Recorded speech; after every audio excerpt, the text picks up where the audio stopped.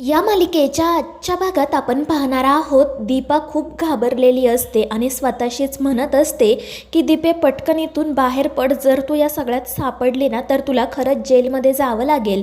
मात्र तितक्यात अर्जुन त्या ठिकाणी येतो. तो दीपाला शांत व्हायला सांगतो, पण ती घाबरून म्हणत असते की साहेब, आता उद्या तुम्ही काय करणार आहात? जर उद्या त्या मोठ्या डॉक्टरांनी मला चेक केलं तर त्यांना समजेल मी अपर्णा मॅडम नाही आहे, मी तर साधी दीपा आहे आणि मग काय होईल माहिती आहे ना तुम्हाला. तर अर्जुन तिला शांत करत म्हणत असतो की दीपा, असं काही होणार नाही आहे, मी करेल सगळं मॅनेज, तू माझ्यावर विश्वास ठेव.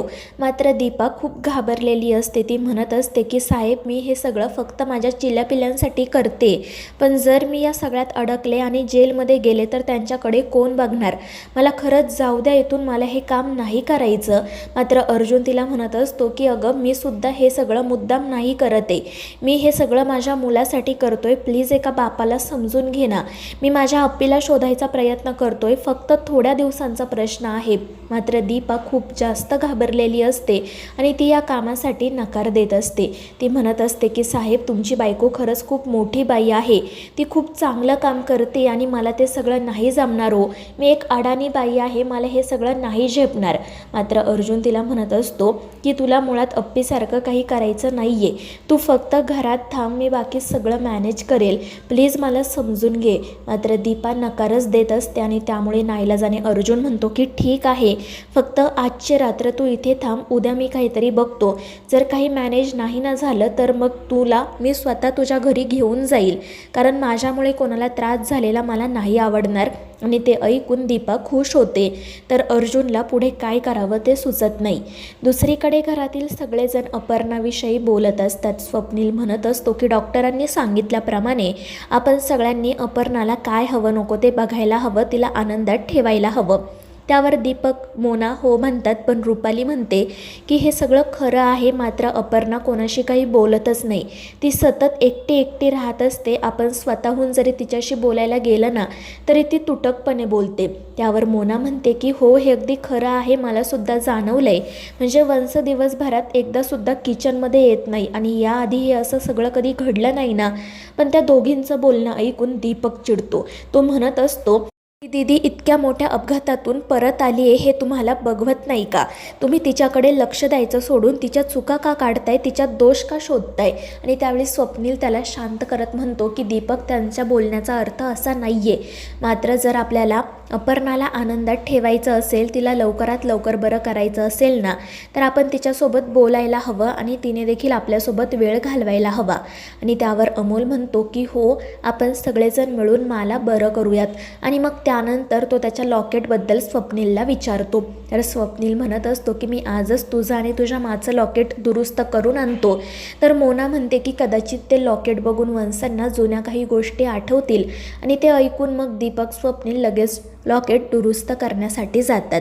त्यानंतर मग दुसऱ्या दिवशी सकाळी दीपा अर्जुनची गन हातात घेऊन बसलेली असते. अर्जुन तिला म्हणतो की जर चुकून यातून गोळी सुटली ना तर आपला सगळा खेळ संपेल, त्यामुळे ती गन इकडे दे. तर दीपा म्हणते की ठीक आहे साहेब, काळजी करू नका. त्यानंतर अर्जुन तिला सांगतो की आता मी ड्युटीवर चाललोय, पण तू घरात शहाण्यासारखी राहा, उगाच मोठ्या आवाजात बोलू नको, अप्पीसारखी वाग. आणि त्यावरती म्हणते की हो, तुम्ही काळजी करू नका. तर अर्जुन म्हणत असतो की तुझ्या डोक्यात काय सुरू असतं ना तेच मला कळत नाही, रात्री तर मला फार घाबरवून सोडलं होतं आणि आता स्वतः मात्र रिलॅक्स आहे. तर दीपा म्हणत असते की साहेब, काळजी करू नका, पण एक गोष्ट खरी आहे, तुमची बायको खरंच खूप साधी वाटते, घरातील सगळेजण तिच्याबद्दल खूप चांगलं बोलत असतात. आणि त्यावर अर्जुन म्हणतो की अगदी खरं आहे, माझ्या अप्पीसारखं कोणीही नाही. आणि मग त्यानंतर तो दीपाला काळजी घ्यायला सांगतो आणि पोलीस स्टेशनला जायला निघतो. त्यानंतर दीपाला तिच्या भावाचा म्हणजेच त्या राजाचा फोन येतो. दीपा त्याला म्हणत असते की मी त्या इन्स्पेक्टरकडून 10,000 रुपये अजून घेतले नाही. तर तो राजा हसतच म्हणतो की अगं, आता हजाराच्या गोष्टी सोड, आता आपण लखपती झालो आहोत. आणि ते ऐकून दीपाला आश्चर्य वाटतं. ती विचारते म्हणजे? तर राजा हसतच सांगतो की ते सगळं मी तुला भेटून सांगतो, मी आत्ताच त्या कलेक्टर बाईच्या बंगल्याबाहेर येतो, तुला आवाज दिल्यावर तू बाहेर ये. आणि त्यावर दीपा घाबरून हो म्हणते. दुसरीकडे अर्जुन पोलीस स्टेशनला गेल्यावर तो चिंचोकेला आर्याबद्दल विचारतो. तर चिंचोके लगेच विषय बदलतो आणि अपर्णा मॅडमची चौकशी सुरू करतो. त्यानंतर अर्जुन म्हणतो म्हणतो की अप्पी आता ठीक आहे, मला तिला जास्तीत जास्त वेळ द्यायचा आहे, पण आर्या आल्यानंतर तू तिला शिवाजीनगर केसची फाईल आणायला सांग. मात्र चिंचोके पुन्हा विषय बदलतो आणि त्यामुळे काहीतरी गडबड आहे हे अर्जुनच्या लक्षात येतं. तो चिंचोकेला नक्की काय घडलंय ते विचारतो, आर्या कुठे आहे हे विचारतो आणि मग चिंचोके खाली मान घालून सांगतो की ज्या ठिकाणी अपर्णा मॅडम सापडल्या होत्या त्या ठिकाणी आर्या मॅडम गेल्या आहेत चौकशी करायला.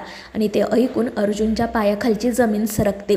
तो रागातच विचारतो कशासाठी, तर चिंचोके म्हणत असतो की अपर्णा मॅडमला शोधण्यात आर्या मॅडमला अपयश आलं ना, त्यांना त्यांच्या अपयशाची कारणं शोधायची होती म्हणून त्या ठिकाणी गेल्यात. आणि ते ऐकून अर्जुन घाबरून मनाशी म्हणतो की देवा, आता जर आर्याला तिथे काही सापडलं ना तर मग सगळंच संपलं. आणि मग त्यानंतर तो चिंचोकेवर देखील ओरडतो आणि ताबडतोब आर्याला कॉल करतो. आर्या त्या गावामध्ये आलेली असते. अर्जुन तिला विचारतो की कुठे आहेस तू. त्यावर आर्या खरं उत्तर देते, पण अर्जुन तिच्यावर चिडून म्हणतो की आर्या, आता पुन्हा तिकडे जायची काय गरज होती. अप्पी सापडली आहे ना, आपल्याकडे दुसऱ्या केस नाही आहेत का. तू मला न सांगता तिकडे का गेली. तू ठरवलं आहेस का मला मोठ्या साहेबांची बोलणी खायला लावायची. तर आर्या म्हणत असते की अर्जुन, असं काही नाही आहे, मला तुला दुखवायचं नव्हतं, मात्र अपर्णा मॅडमला मी का शोधू शकले नाही याचं मला कारण शोधायचं होतं. त्या नक्की कुठे सापडल्या जिथपर्यंत मी पोहोचू शकले नाही हे मला बघायचं होतं. आणि ते ऐकून अर्जुन तिला समजावत म्हणतो की आर्या, हे बघ, मला माहिती आहे तुझ्या मनात खूप प्रश्न आहेत, माझ्यावर विश्वास ठेव, मी तुला त्या प्रत्येक प्रश्नाचं उत्तर देईन, पण प्लीज आता तू ताबडतोब पोलीस स्टेशनमध्ये ये, आपल्याला इतर केसेससुद्धा हँडल करायच्या आहेत. आणि त्यावर आर्या म्हणते की ठीक आहे आणि ती परत जाण्यासाठी निघते.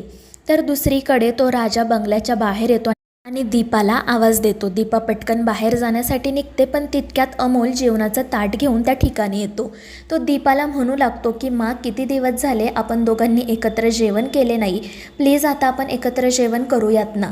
तर दीपा म्हणत असते की बाळा, मला भूक नाही आहे, तू जेवण करून घे. मात्र अमोल खूप आग्रह करत असतो. तो म्हणत असतो की माँ, तू नव्हती तेव्हा मी एकटाच जेवायचो, आता मला तुझ्या हाताने खायचं आहे. मात्र दीपा नकार देते. अमोल तिचा हात पकडतो, तर दीपा त्याचा हात सोडवते आणि पटकन तेथून निघून जाते. आणि यामुळे अमोलला मात्र खूप त्रास होतो. बाहेर येऊन दीपा राजाला भेटते, तर तो राजा तिला 1,00,000 रुपये दाखवतो. आणि इतके पैसे बघून दीपाला तर मोठा धक्काच बसतो. ती विचारते की दादा, इतके पैसे कुठून घेऊन आलास तू. आणि त्यावर तो हसतच सांगतो, अगं दीपे, आपण या पोलिसापुरतं मर्यादित राहिलेलो नाही आहे, या भागातला एक मोठा राजकारणी आहे, जी त्याने मला हे पैसे दिले त्याची खूप कामं आहेत जी त्या कलेक्टर मॅडमने रखडून ठेवली होती. तीच कामं पूर्ण करण्यासाठी त्याने मला हे पैसे दिलेत, आता तू ती कामं पूर्ण करायची. आणि ते ऐकून दीपा घाबरून म्हणते, म्हणजे नक्की काय करायचं आहे मी. आणि मग राजा तिला सांगतो की तू कलेक्टर मॅडमच्या ऑफिसला जायचं आणि त्या सगळ्या फाईलवर कलेक्टर मॅडमची सही करायची, आपल्याला अजूनसुद्धा पैसे भेटतील. आणि ते ऐकून दीपा घाबरून याला नकार देते. मात्र राजा तिला धमकी देत म्हणतो की तुझी ती चिली पिली माझ्याजवळ आहेत हे लक्षात ठेव, जर तू माझं काम केलं नाही तर त्यांचं काय होईल याचा विचार कर. आणि मग घाबरून दीपा अपर्णाच्या सह्या करायला तयार होते. तर मित्रांनो, या मालिकेच्या पुढील भागांमध्ये आपण पाहणार आहोत बंगल्याच्या बाहेर दीपा आणि राजा भेटले आहेत ही गोष्ट अर्जुनला CCTVमधून समजते आणि हे दोघेजण नक्कीच काहीतरी गोंधळ घालणार याची त्याला खात्री पडते. तर मित्रांनो, या मालिकेच्या पुढील भागांच्या अपडेटसाठी आपल्या चॅनेलला सबस्क्राईब करा.